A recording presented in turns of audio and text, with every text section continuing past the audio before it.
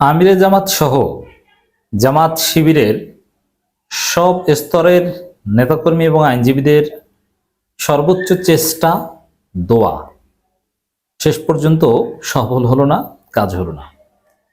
জামাত শিবিরের লোকজন দৃঢ় বিশ্বাস ছিল যে 6 মে এটিএম আজহারুল ইসলাম মুক্তি পাবেন এবং আমিরে জামাত সহ জামাতের শীর্ষ নেতৃবৃন্দ সবাই ফেসবুকে স্ট্যাটাস দিয়ে দোয়া চেয়েছেন, নিজেরা দোয়া করেছেন। মানে বিষয়টা এরকম যে আজকেই যেন একটা ফয়সালা হয়ে যায়। ডাক্তার শফিকুর রহমানের ফেসবুক পোস্ট, আলহামদুলিল্লাহ দীর্ঘ প্রতীক্ষার পর সম্মানিত মজলুম নেতা এটিএম আজহার ভাইয়ের মামলা শুনানি চলছে। বিনত মস্তকে সবাই দোয়া করুন, মজলুম ভাইটি অচিরেই যেন মুক্ত হয়ে আমাদের বুকে ফিরতে পারেন। হে মহান রব, এ কালো অধ্যায়ের পূর্ণ সমাপ্তি ঘটিয়ে দাও, আমিন। একটা বিষয় যে এটিএম আজহারুল ইসলাম জেলে আছে, এটা জামাত ইসলামী কালো অধ্যায় হিসাবে চিহ্নিত করছে। মানে কালো অধ্যায়টা এখন রয়ে গেছে, 6 তারিখ মুক্তি পেলে না মানে কালো অধ্যায় রয়ে গেছে। তো দর্শক, জামাত শিবিরের লোকজন সবাই বলছে না 6 তারিখ এবার মুক্তি পাবে, 6 তারিখেই আসল ফয়সালা, এবং আইনজীবীরাও এটা বোঝানোর চেষ্টা করেছে। কিন্তু আমি বলেছি যে 6 তারিখ আর একটা নাটক হবে, তা হয়েছে। এই বিষয়টা কি, কেমন, কারণটা কি, কি ঘটেছে, এটা তাৎপর্যটা কি, কি হওয়া উচিত আর কি ঘটেছে, কিভাবে কি ঘটেছে, আমরা এই বিষয়টা একটু আলোচনা করব। প্রথমে খবরটা আমরা দেখি দর্শক। খালাস চেয়ে জামাত নেতা আজহারের আপিল শুনানি ফের বৃহস্পতিবার, মানে আরো শুনানি হবে। এখন বৃহস্পতিবার কিন্তু আরেক সমস্যা আছে, খেয়াল করেন। বৃহস্পতিবার সাধারণত কার্যতালিকায় একটু পিছনে থাকলেই ওইটা আর কার্যতালিকায় ওঠে না। বৃহস্পতিবার শুনানি নাও হতে পারে, কারণ এর আগেও কিন্তু এই ঘটনা ঘটেছে।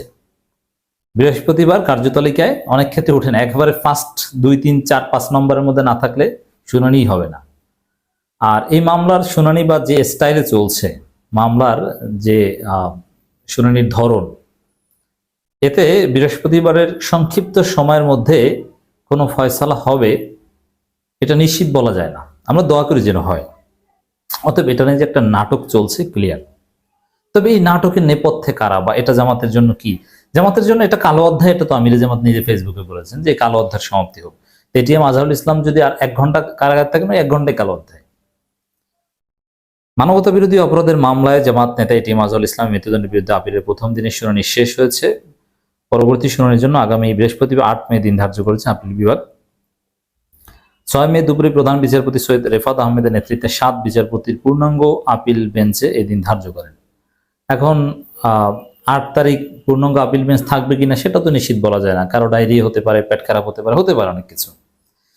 আদালতে জামাত নেতার পক্ষে শুনানি করেন আইনজীবী অ্যাডভোকেট শিশির মনির, তাকে সহযোগিতা করেন অ্যাডভোকেট রায়হান উদ্দিন, ব্যারিস্টার নজিব মোমেন। এর মানে এখন জামাত শিবিরের লোকজন অধীর আগ্রহে 8 তারিখের দিকে তাকিয়ে। তবে আজকে যে একটা উত্তেজনা তৈরি হয়েছিল, সবার যে আগ্রহ ছিল যে না আজকে হবে, কিন্তু সেটা কিন্তু হয়নি। সবাই একটা ছ্যাঁকা খেয়েছে, এরকম বিষয়টা। জামাত নেতৃবৃন্দ সবাই, শফিকুল ইসলাম মাসুদরা সবাই এখানে দোয়া চেয়েছিল, এবং জামাতের শীর্ষ নেতাদের একটা অংশ সশরীরে এই শুনানিতে অংশগ্রহণ করেছিল। এটার একটা তাৎপর্য রয়েছে। আদালতে জামাত নেতাদের উপস্থিতি একটা সিগনিফিক্যান্ট নাম্বার। এটার অর্থ হচ্ছে জামাত পলিটিক্যালি বিষয়টা দেখার চেষ্টা করছে। তো জামাত পলিটিক্যালি বিষয়টা কিছুটা ফ্লেভার দেওয়ার চেষ্টা করলেও আইনজীবীদের বক্তব্য, কোর্ট একদম দুধের ধোয়া, কোনো সমস্যা নেই, সব ঠিকঠাক চলছে, আইনের প্রতি তাদের যথেষ্ট শ্রদ্ধা। এবং দর্শক, এই ধরনের মামলায় যেভাবে ফুল কোর্টে পূর্ণাঙ্গ বেঞ্চে শুনানি হচ্ছে এবং শুনানির যে ধরন, মানে এটা দ্বারা বোঝা যায় ইন্টারন্যাশনাল স্ট্যান্ডার্ডে এটিএম আজহারুল ইসলামের মুক্তির বিষয়টা দেখা হচ্ছে, এবং একদম পিওর লিগাল প্রসেস কমপ্লিটলি মেনে তার এই বিষয়টা ডিল করা হবে। এটা একদিকে ভালো জামাতের জন্য, যে আর একটা শাহবাগ ক্রিয়েট হতে পারবে না, কেউ এটা নিয়ে প্রশ্ন করতে পারবে না যে সরকার পরিবর্তন হয়েছে, রাজনৈতিক বিবেচনায় মুক্তি দিয়ে দিয়েছে, এই কোশ্চেন করার সুযোগ থাকবে না। বরং এই মামলার উপর ভিত্তি করে অন্যান্য যাদেরকে ফাঁসি দেওয়া হয়েছে তাদের মামলার বিষয়টাও একটা সুরাহার দিকে যাবে, যে না তাদেরকে অন্যায়ভাবে ফাঁসি দেওয়া হয়েছিল, এটা প্রতিষ্ঠিত হবে। মানে এটিএম আজহারুল ইসলামের এটা একটা প্রেসিডেন্স তৈরি হবে এই কেসের রায়ের ফলে। জামাত যেটা আশা করছে, টোটাল বিচার প্রক্রিয়া একেবারে ট্রাইব্যুনাল এটাই প্রশ্নবিদ্ধ হবে। সেদিকে যাচ্ছে। এখন এটা একদিকে ভালো, কিন্তু public perception is different, politics is different. এইসব হিসাব নিকাশ জনগণ বুঝবে না, জামাত শিবিরের সাধারণ নেতা কর্মীরা বুঝবে না। তারা চায় এটি আজহারুল ইসলামের মুক্তি। কিভাবে হতে হবে এটা তাদের কাছে এই আইনি ব্যাখ্যা, এই জুরিসপ্রুডেন্স তারা বুঝতে যাবে না। যেমন আজকে শুনানিতে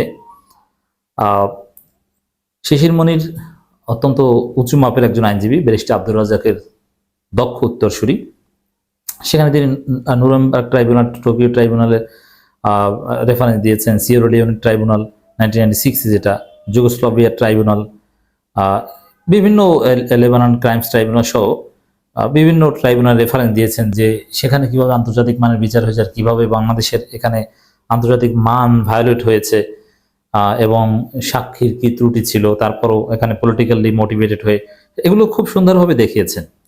মানে একেবারে পিওর লিগাল ওয়েতে এগোচ্ছে। এখানে পলিটিক্যাল যে প্রেশার বা পলিটিক্যাল কোনো নেগোসিয়েশন কাজ হচ্ছে না, এটা স্পষ্ট। এর মানে জামাত প্রথমে এটা পলিটিক্যালি ডিল করতে চেয়েছিল, আবার কিছু হটে এটা পুরোপুরি লিগালি দেখছে। এর মানে রাজনৈতিক কর্মসূচি, মাঠের কর্মসূচি কিন্তু নেই। তো দর্শক, কিন্তু বাস্তব হচ্ছে পলিটিক্যাল কোনো প্রেজেন্স বা পলিটিক্যাল কোনো প্রেশার বা এরকম কিছু আমরা দেখছি না। আদালত একদম ইন্টারন্যাশনাল স্ট্যান্ডার্ডে চলছে। এখন এই স্ট্যান্ডার্ডে কবে মুক্তি পায় বলা যায় না।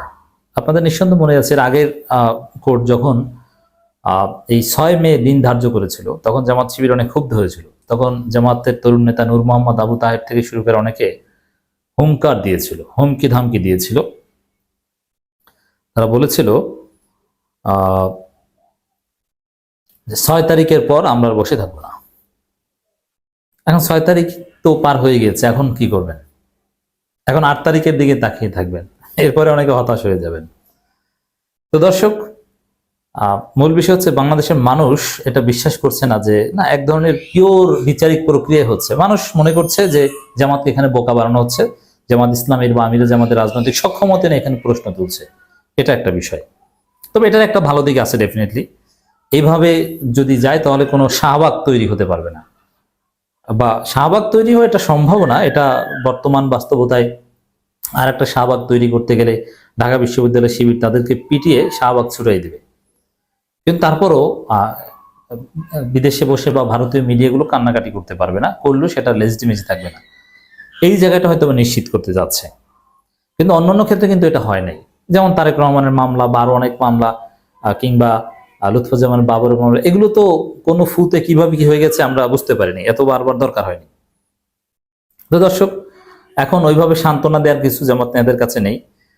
মজলুম জননেতা এটিএম আজহারুল ইসলাম ভাইয়ের পরবর্তী শুনানি আগামী 8 মে বৃহস্পতিবার অনুষ্ঠিত হবে। মহান আল্লাহ রাব্বুল আলামিন বাকি পত্রকে সহজ করে দিন। মানে এখন আবার ধৈর্যের বার্তা, শফিকুল ইসলাম মাসুদের ফেসবুক পোস্ট। তো দর্শক, জনগণের কয়েকটা মন্তব্য যে জামাত শিবিরের লোকজন বিষয়টা কিভাবে দেখে। একজন লিখেছেন, এত টাল বাহানা কিসের ভাই, কঠোর আন্দোলন করতে হবে এদের বিরুদ্ধে। এর মানে জামাতের অনেকে মনে করছেন এই প্রক্রিয়া সম্ভব না, একমাত্র তীব্র আন্দোলনের মাধ্যমে এই মুক্তি হওয়া সম্ভব। আবারও ধৈর্য, আবারও অপেক্ষা। আপনাদের আইনের প্রতি ভদ্রতা এবং সুশীলতা একটা গালি দিয়েছেন আর কি। তো এইভাবে মানুষ এটাকে জামাতের একটা ব্যর্থতা হিসেবে দেখছে। আর এটাকে পলিটিক্যালি এক্সপ্লেইন করলে, এই যে আজকেও এটিএম আজহারুল ইসলামের মুক্তি হলো না, এটাকে পলিটিক্যালি এক্সপ্লেইন করলে জামাত ইসলামের ফেইলিউর। আর লিগালি দেখলে এটা ঠিক আছে, লিগাল পার্সপেক্টিভে দেখলে ঠিক আছে। কিন্তু প্রশ্ন হচ্ছে মানুষ কি মনে করে যে বাংলাদেশ আসলে এই পলিটিক্যাল ইনফ্লুয়েন্সার এইভাবে চলে, এই ধরনের মামলা কি মনে করেন? অনেকে বলছে আসিফ নজরুল ঠিক মতো নির্দেশনা দেয় নাই, এই কারণে আজকে শেষ হয় নাই, এই মন্তব্য করছে অনেকে। It's very reality. Public perception is very important for politics. তো জামাত ইসলামী আজকেও ব্যর্থ, পারসেপশন কিন্তু এটাই প্রতিষ্ঠিত হলো।